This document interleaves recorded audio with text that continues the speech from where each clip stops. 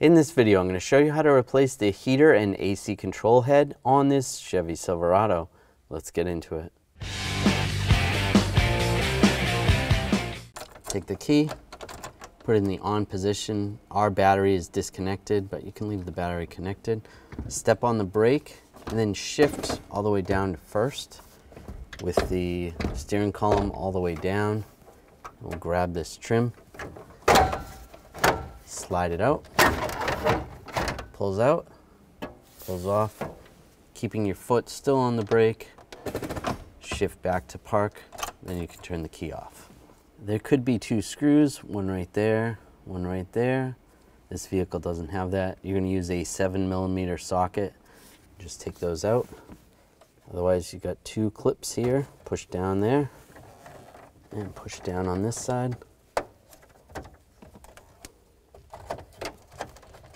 Control head comes out.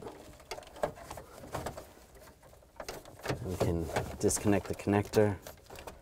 Just push down on the tab, slide it out. And this connector, just push down on the tab, and it slides right out. Take the new one, plug it in, lock it down, line up the other connector. It's a little bit tight, there's not a lot of slack here.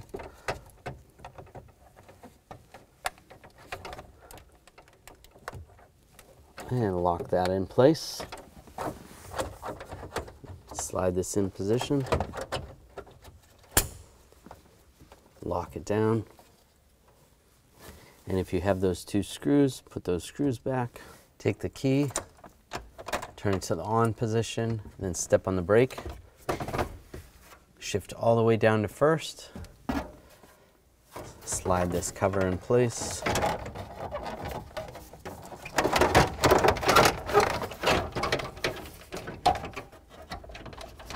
Still stepping on the brake.